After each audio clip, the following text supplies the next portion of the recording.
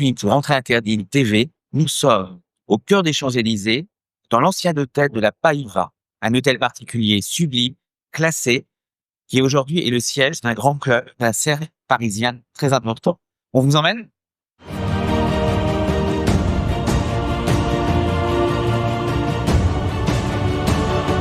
Là, nous sommes dans le grand salon, qui est la plus grande pièce donc de l'hôtel Païva, et également où nous avons la plus belle peinture de l'hôtel, qui est ce plafond qui a été peint par Baudry, qui représente le jour pourchassant la nuit, le jour étant cet archer avec comme auréole le soleil, donc qui représente aussi Apollon, et en face cette femme avec le manteau étoilé représente la nuit, avec également le croissant de Diane sur le front. Et cette femme qui représente la nuit serait la Païva. C'est la Païva qui aurait servi exactement de modèle pour cette femme. Et ce grand salon est donc la pièce la plus grande que nous avons ici, d'où son nom de grand salon, où vous avez donc un décor typique Second Empire, et plus précisément dans un style Renaissance italienne, parce que l'hôtel a été construit dans ce style Renaissance italienne, donc avec beaucoup de références. Une modèle aussi pour cette Diane. Parce qu'on n'a pas de tableau représentant la Païva. On ne sait pas s'il y en a eu. Enfin, dans tous les cas, on ne les connaît pas. Toujours est-il, on a des écrits, on pense que la Païva s'est fait représenter, disons, sur certains éléments de décor, et plus particulièrement des peintures et également des sculptures, comme sur la cheminée, là, à droite. Voilà. Il y a des photos qui existent d'elle? Alors, on a des photos d'elle, je vous en montrerai une tout à l'heure, effectivement, qu'on a retrouvée, effectivement, récemment en plus. Et là, dans ce grand salon, sur ces tableaux, c'est qui? Alors, ces tableaux, si vous voulez, ne sont pas historiques du tout, n'ont pas de rapport avec l'hôtel Païva, mais on a mis ces tableaux-là parce que autrefois, sur ces panneaux, il y avait effectivement des tableaux qui avaient été commandés par la marquise de Païva, et qui étaient des tableaux qui représentaient des femmes illustres. Il y en avait une où c'était Catherine de Russie, une autre toile où c'était Cléopâtre, il y en avait une où Madame de Maintenon, et je ne sais plus quelle était la quatrième, et chacun de ces tableaux avait été peint par un peintre différent en plus. Oui. Et là, ça représente qui? Là, vous avez donc des cartouches. C'est des peintures qui sont du 19e, enfin, c'est des peintures effectivement du 19e qui correspondent tout à fait à l'époque Second Empire. Ça représente pas des femmes illustres connues, ce ne sont pas des grands peintres non plus, mais c'est tout à fait dans l'esprit et ça correspond à l'époque surtout. Parce que c'est très proustien quand même, ces portraits. Oui, et puis volontairement, on a choisi des portraits de femmes aussi. Pour reprendre, si vous voulez, le thème que la Païva avait elle-même utilisé pour les peintures qu'elle avait, elle, commandées, si vous voulez, alors que celles-ci n'ont pas été commandées pour ici. Et donc, vous pensez, vous me disiez tout à l'heure que c'est elle, c'est peut-être elle qui est... Oui, il y a deux sculptures en marbre blanc de Carrare, c'est celle de gauche. La Païva aurait servi de modèle. Et comment on arrive à cette conclusion? Parce que la Païva avait une particularité dans sa morphologie, c'est qu'elle avait des paupières tombantes, si vous voulez. Et sur les photos, on le retrouve également. Il y a d'autres éléments décoratifs où elle s'est fait représenter avec les paupières tombantes. Donc, ce qui nous laisse à penser qu'elle se serait fait représenter là, parce que c'est tout ça pourrait être son visage, voilà. Mais encore une fois, on n'a pas de certitude historique. Dans le prolongement du grand salon, on a ce couloir,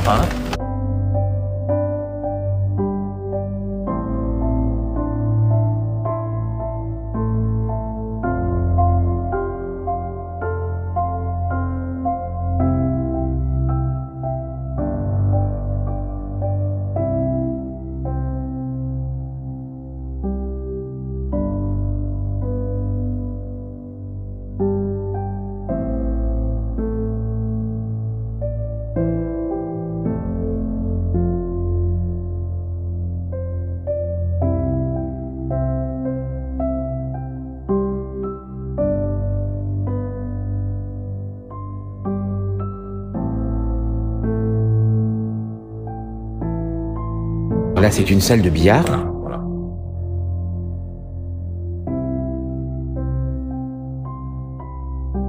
Alors, le fameux escalier qui est réputé comme étant le plus bel escalier Second Empire dans une demeure privée et qui est le plus beau tout court après celui de l'Opéra.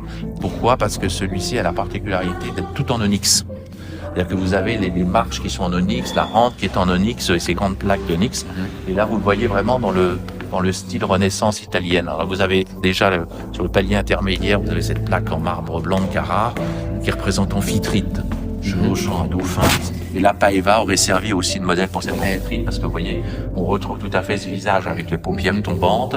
Elle porte également dans ses cheveux le casque des Amazones parce qu'elle s'identifiait, c'était une femme de un fort caractère, elle s'identifiait comme une guerrière, si vous voulez, comme les Amazones. Elle n'est pas allée jusqu'à se couper un sein, mais elle portait le casque des Amazones. Et qui a été l'architecte finalement ici? Manguin, qui était il a fait construire, il a dirigé les travaux de construction de cet hôtel à la fin de sa vie. C'était un de ses derniers, ou c'était son dernier chef-d'œuvre, ou peut-être son unique chef-d'œuvre, parce qu'il a été connu surtout pour la construction de cet hôtel. Alors là, on retrouve tout à fait l'esprit dans cet escalier de ce que je vous disais tout à l'heure, du style Renaissance italienne. Vous avez à la coupole des références à ces peintures sur fond d'or d'un dénommé Brisset, BRI2SET, qui représente les 4 principales villes d'Italie.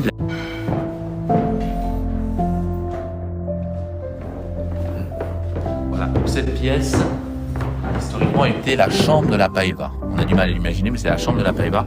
C'est-à-dire que dans cette alcôve-là, il y avait son lit qui était sur une estrade.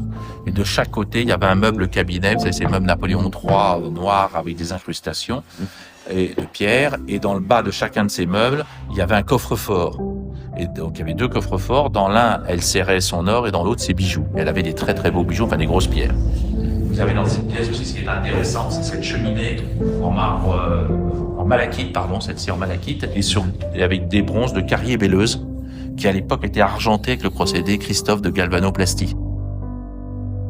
Et enfin là, vous avez la salle de bain, qui est dans le prolongement de l'antichambre de toilette, la salle de bain, qui est dans ce décor mauresque, parce que c'était tout à fait la mode à l'époque, l'orientalisme et tout.